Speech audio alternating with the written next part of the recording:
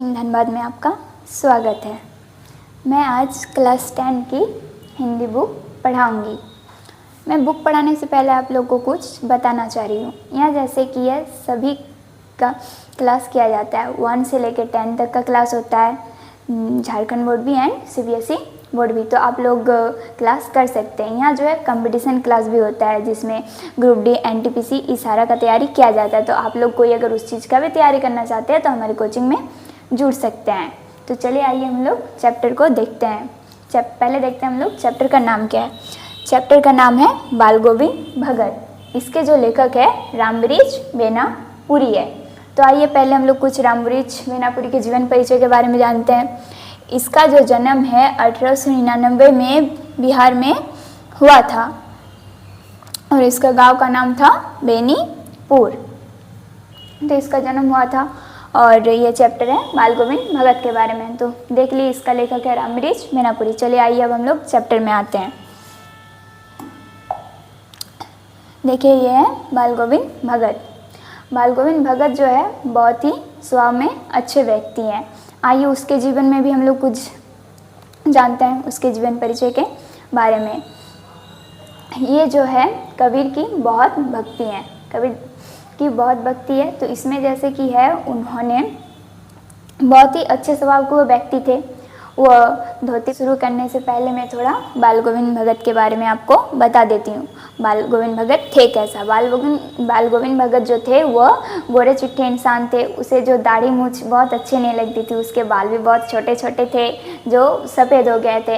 वो जो है धोती पहना करते थे और माथे में टिक्का लगा के तुलसी का माला पहनते थे और माथे पे जो है वो कबीर की टोपी भी पहना करते थे, जिससे कि वो एकदम साधु जैसा लगते थे। पर आखिर वो साधु थे नहीं, वो भी एक गृहस्थी थे, अपने परिवार के साथ ही रहते थे। वो कोई साधु नहीं थे। वो कबीर की बहुत ही भक्त थे। कबीर की गीत उसे बहुत अच्छी लगती थी।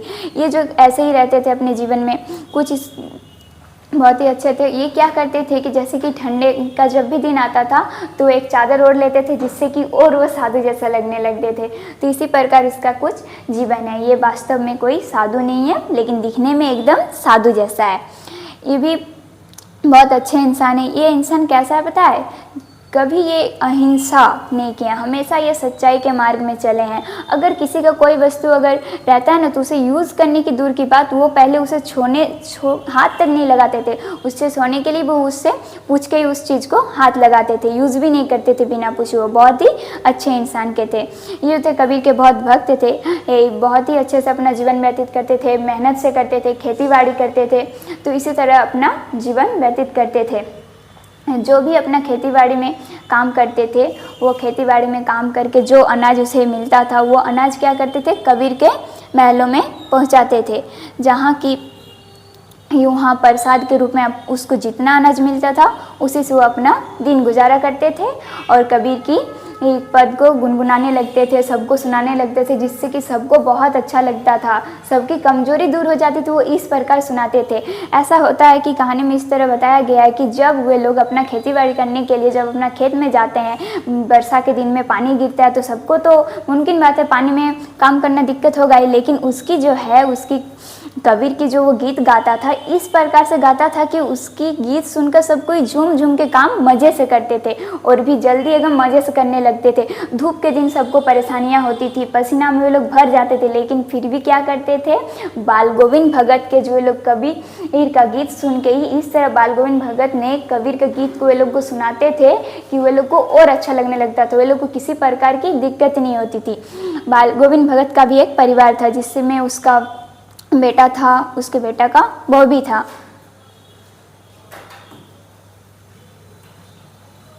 पुत्र थे और उनके पुत्र का एक बहू भी था। जो लोग भी बहुत अच्छे स्वभाव के थे, एकदम बाल गोविंद भगत के जैसा ही वे लोग अच्छे व्यवहार करते थे, सबसे मिल मिस के रहते थे। बहुत ही मेहनत से जीवन वे लोग व्यतीत करते थे, कभी किसी का बुरा भला नहीं किया है। तो इसी प्रकार वे लोग का जीवन व्यतीत होता था।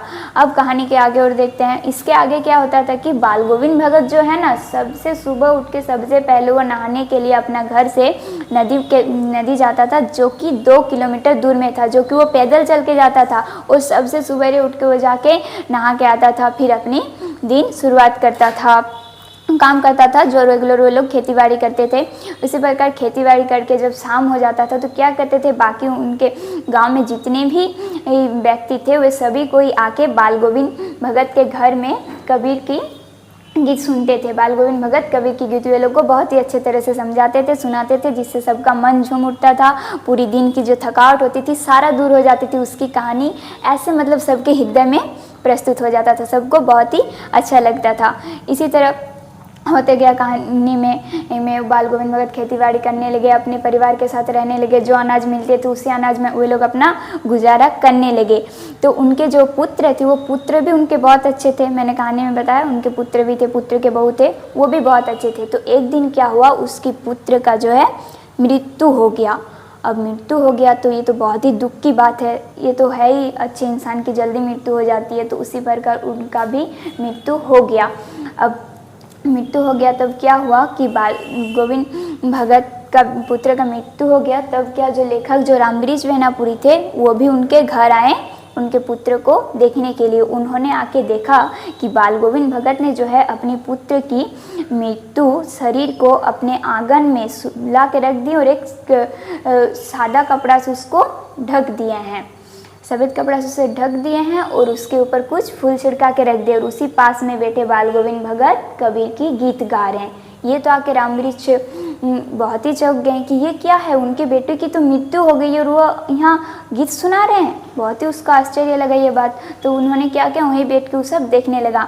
आगे देखा कि उनके जो पुत्र के जो बहू है वो बहुत रोने लग रही थी कि इतनी कम उम्र में उसकी मृत्यु हो गई। बहुत ही उन्हें खराब लग रहा था, अपना पति डेट हो गया तो उसको खराब तो लगवे करेगा, तो इससे वो बहुत रोने लग रही थी। तब क्या किए, बाल गोविंद भगत ने गीत सुनाते सुनाते ही अपने पतोह के पास गया और उसे समझा रहा है कि तू बिल्कुल ना रो, तू बिल्कुल ना रो, ये हमारे शरीर की आत्मा एक दिन तो परात्मा में जाता ही है, एक दिन तो प्रेमी अपने प्रेमिका के पास जाता ही है। उसी प्रकार अपना आत्मा भी उसका परात्मा के पास चल गया, खुशी मना।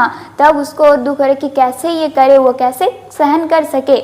इस प्रकार कवि बहुत ही गीत से उसे संगीत सुना रहे थे। तो ये जो है रामगिरीश देख के और भी आश्चर्य हो जा रहा है कि अपने पोते को भी वो ऐसा समझा रहा है, इतने दुख के दिन वो संगीत गा रहे हैं। तब उसकी संगीत की धुन से उसे ये पता चला कि वो संगीत में यही कहना चाह रहा है कि एक दिन आत्मा भी प्रात्मा के पास जाता है। तो इस तरह वो अपने बेटों की मृत्यु तो जो है उसकी पुत्र की मृत्यु हो गई थी। अब पुत्र की मुँह अग्नि की बारी आई। तो क्या किए, बाल गोविंद भगत ने खुद उसकी मुँह अग्नि नहीं किए, उसके पुत्र वधू से उसकी मुँह अग्नि कराई, क्योंकि पुत्र वधू बहुत प्रिय थी। तो उसने बाल गोविंद भगत ने उसके पुत्र बहू से कहा कि तुम ही मेरे पुत्र का मुँह अग्नि करो। तो ऐसे उसका मुँह अग्नि हो गया। इसी सब लोग का कार्यक्रम पार हो गया। तब क्या हुआ कि बाल गोविंद भगत जो है अपने पुत्र वधू के भाई से कहा कि आप आइए और अपने बहन को ले जाइए और उनका किसी और से शादी करवा दीजिए। ये सुन के उनके पुत्र के बहू को बहुत दुख पीड़ा पहुंची। उन्होंने बाल गोविंद भगत से कहा, नहीं पिताजी, मैं ऐसा नहीं कर सकती हूँ, मैं अभी तो चल जाऊँगी, लेकिन जब आप बुढ़ापे हो जाओगे तो आपको भोजन कौन देगा, आपकी जब तबीयत खराब हो जाएगी तो आपको एक गिलास पानी भी कौन देगा, मैं अगर यहाँ नहीं रही तो ऐसा बोलने लगा। तब बाल गोविंद भगत ने बोला कि नहीं, तुमको जाना ही होगा, अगर तुम नहीं गई तो हम अपना घर त्याग देंगे। जिससे पुत्र वधू को कुछ करना नहीं था, उसको अपने पिताजी का आदेश मानना ही पड़ा और वो क्या किया, अपने भाई के साथ चले गए। उसके आगे क्या हुआ कि बाल गोविंद भगत जो है हर वर्ष में गंगा नदी जाते थे स्नान करने के लिए। तो इस वर्ष भी उन्होंने गए, जो कि 90 किलोमीटर दूर थे, जिससे वो किसी का सहारा नहीं लेते थे, ना खाना पीना ना भोजन। ऐसे ही वे लोग 90 किलोमीटर खाली पैदल में चल के चल जाते थे, जहाँ उन लोग को 4-5 दिन लग जाते थे लौट आने में। तो इस वर्ष भी वे लोग गए वहाँ गंगा नदी स्नान करने के लिए।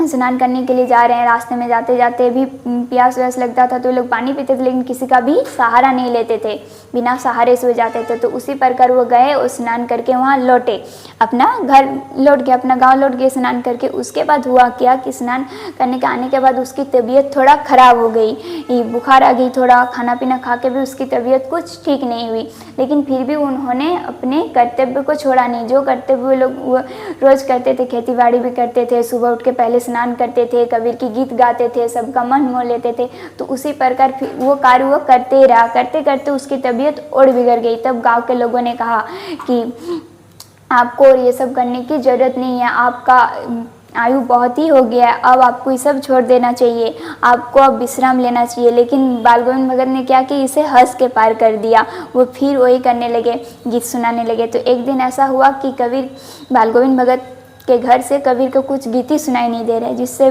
गांव के लोग बहुत चिंतित में पड़ गए। आखिर हुआ क्या बाल गोविंद भगत का कि आज उनके घर से कुछ आवाज़ नहीं आ रहे। तब सब लोग ने क्या किया, बाल गोविंद भगत के घर जाके देखे ना कि वो एक तरफ लेटा हुआ है, सोया हुआ है। जाके उसके पास देख रहा है तो देख रहे उनकी मृत्यु हो गई है।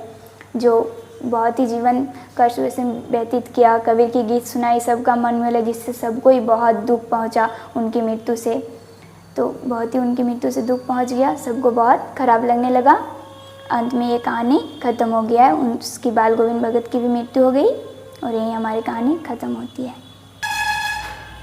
ये कहानी मैं बहुत ही शॉर्ट में आपको बताई। अगर आपको कुछ दिक्कत भी हुई है तो आप कमेंट में कीजिएगा, ताकि मैं उसे दोबारा बताने का प्रयास करूँगी। अगर आपको इसका प्रश्न उत्तर चाहिए तो नीचे डिस्क्रिप्शन में उसका लिंक दिया गया है, टेलीग्राम में आप ज्वाइन कर सकते हैं, जिससे आपको सारा प्रश्न उत्तर मिल जाएगा, ताकि आपको एग्ज़ाम में कुछ दिक्कत ना रहे, सारा आप लोग एग्ज़ाम में क्वेश्चन कर पाएँ।